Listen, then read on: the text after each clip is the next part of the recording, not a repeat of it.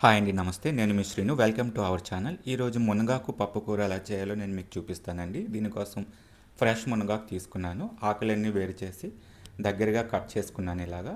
దీన్ని 2-3 టైమ్స్ నీటితో చక్కగా కడుక్కొని పక్కన పెట్టుకోండి. దీనికి కావాల్సిన ఒక గ్లాస్ కందిపప్పు, ఒక టమాటీ, ఒక ఉల్లిపాయ, 3 పచ్చిమిరపకాయలని కోసి పక్కన పెట్టుకోండి. అలాగే పోపులను కూడా రెడీగా ఉంచుకోండి.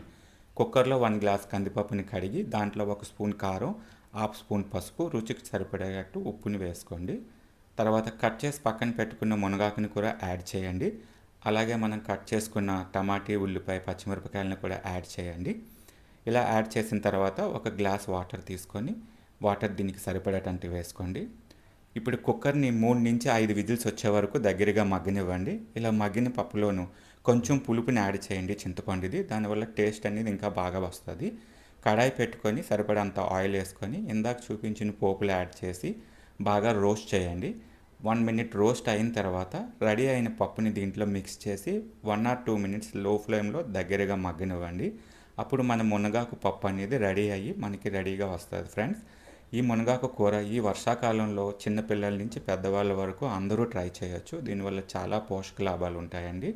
వేడివేడి అన్నంలో 1 స్పూన్ నెయ్యి వేసుకొని మీరు టేస్ట్ చేసి చూడండి. ఐ హోప్ మీకు ఈ టేస్ట్ తప్పకుండా నచ్చుతుంది అనుకుంటున్నాను. మీరు కామెంట్ చేసి నాకు చెప్పండి.